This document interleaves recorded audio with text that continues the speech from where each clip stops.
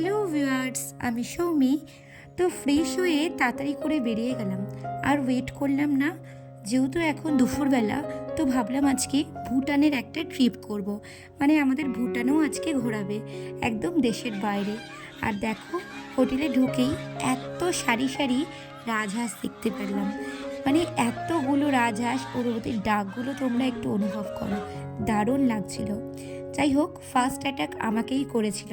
আমি ওদের সামনে ভিডিও করছিলাম বলে আমার জামা টেনে তো এখন আমরা ভুটানে যাব বলে গাড়ির জন্য দাঁড়িয়ে রয়েছি, খুব জ্যাম। একটু পরেই আমরা ভুটানের দিকে গেটটা প্রবেশ করব। তো চলো তোমরা ব্লগটা দেখতে থাকো।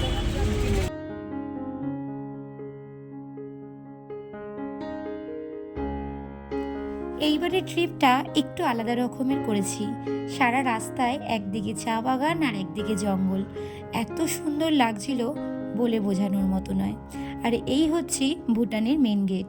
এখানে অনেক ফর্মালিটি আছে, চলো সেগুলোই তোমাদেরকে শেয়ার করব। দেখো কি সুন্দর গেটের কারুকার্যগুলো, মানে চোখ ধাঁধিয়ে যাচ্ছে। আর তো আলটিমেট আমরা ভুটানে চলে এসেছি। এবার পুরো নিচে যে জয়গাঁও শহরটা আছে সেটা আমরা দেখতে পারবো। তো চলো তোমরা ব্লগটা দেখতে থাকো, আশা করছি তোমাদের আজকে ব্লগটা ভালো লাগবে। না না, রেখে দাও, সবকিছু রেখে দাও, কারণ এখানে না সবকিছু খুব কড়াকড়ি। অরিজিনাল ডকুমেন্টস খুব ম্যান্ডেটারি।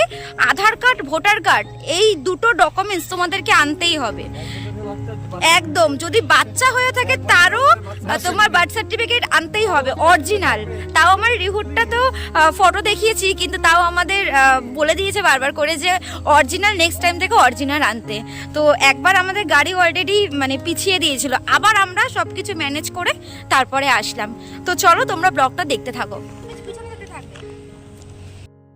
এখানে ওপরে জয়গাঁও বলে একটা শহর ছিল, মানে এত সুন্দর লাগছিল বলার মতো না। মানে পুরো ওপর থেকে জয়গাঁও শহরটা আমরা দেখতে পাচ্ছিলাম। আর এখানে আমি একটু রিলস বানাচ্ছিলাম, সেরই একটা শ্যুট নিচ্ছিলাম। আর এদিকে দেখো, রিহু একটা গান বাজছিল বলে কি নাচ ওর! মানে এত খোলামেলা জায়গা পেয়েছে, তো মানে ও নাচ করতে শুরু করে দিয়েছে। যাই হোক, ওরও অনেক নতুন নতুন এখানে বন্ধু হয়েছে, সবার সাথে আর কি আলাপ করছিল। আর এই দেখো ওপর থেকে ভিউটা, পুরো জয়গাঁও শহরটা কি অপূর্ব যে সুন্দর লাগছে দৃশ্যটা, বলে বোঝানোর মতো নয়। এখন ঠিক সন্ধ্যা সন্ধ্যা হবে আর কুয়াশায় ভরে গেছে, দেখো ঠিক মতো ক্লিয়ার আসেনি অতটা। আর এটা হচ্ছে একটা মনস্টি। তো আমরা এখন দেখো ভুটানের পুরো একদম উপরে রয়েছি এই মনেস্ট্রিটাতে। পুরো মানে একদম ভিউটা দেখা যাচ্ছে। দেখো, একটু দেখো ভিউটা।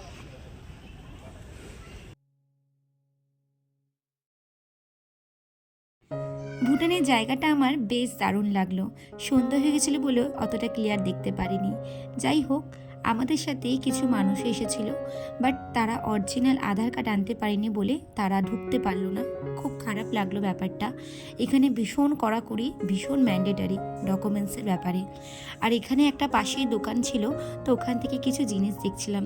ওদের এখানে জিনিসগুলো এত সুন্দর দেখতে না, বিশেষ করে কাপ প্লেটগুলো দারুণ দেখতে।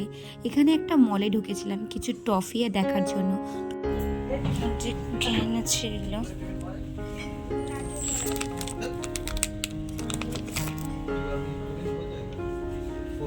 ওয়াও কি সুন্দর,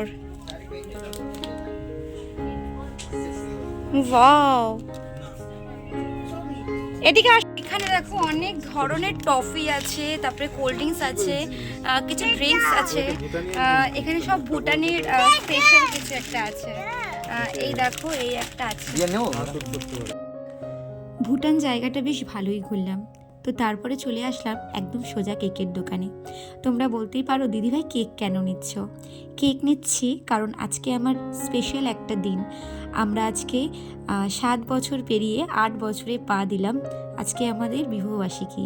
তো তার জন্য কাছে পিঠের থেকে একটা দোকান থেকে কেক নিয়ে নিলাম। আর আমাদের রিসর্টটা ছিল একদমই জঙ্গলের মধ্যে, আশেপাশে কোনো হোটেল ছিল না। আর দেখো, হোটেলে এসে ফ্রেশ হয়ে আজকে আমাদের এখানে সেলিব্রেশন হচ্ছে। আমাদের কাপল ডান্স করতে বললো, তো ওই জন্য একটু কাপল ডান্স করছিলাম। মানে ভীষণ ভীষণ একটা আলাদা অনুভূতি। এই অনুভূতিগুলো কোনোদিনও বোঝানো যাবে না কাউকে। এই প্রথম একটা বছর যে আমরা কোনো জায়গায় ঘুরতে গেছি আমাদের বিবাহবার্ষিকী, বাড়িতে ছিলাম না আমরা।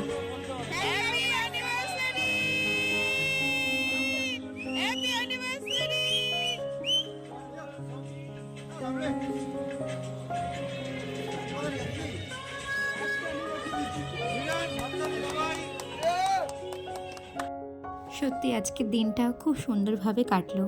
আর এই নিয়ে রিহু আমাদের সেকেন্ড বছর বিবাহবার্ষিকী আমরা একসাথে পালন করছি। প্রথম বছর রিহু কিছু বুঝতো না, কিন্তু এই বছর দেখো কত আনন্দ করছে। আর এদিকে দেখো আমাকে স্প্রে দিয়ে পুরো ভূত করে দিয়েছে। যাই হোক বন্ধুরা, ভিডিওটা কেমন লাগলো অবশ্যই জানিও। ভালো লাগলে একটা লাইক কমেন্ট শেয়ার করে দিও। আর জায়গাটা তোমরা কেমন ঘুরলে সেটাও আমাকে কিন্তু কমেন্টস করে বলো। তো কালকে ভোরবেলা যাব হচ্ছে জঙ্গল সাফারি করতে। অনেক ভোরবেলা উঠতে হবে, আমাদের 6:30টায় প্রথম ট্রিপ আছে। তো নেই করে আমাদের 4:30টার সময় উঠে যেতে হবে। তো চলো আজকের মতো টাটা, আবার দেখা হবে কালকে একটা নতুন ব্লগের সাথে। নতুন কিছু একটা দেখাবো তোমাদেরকে। তো চলো সবাই ভালো থেকো, সুস্থ থেকো। আশা করছি তোমাদের আজকে ব্লগটা ভালো লাগবে।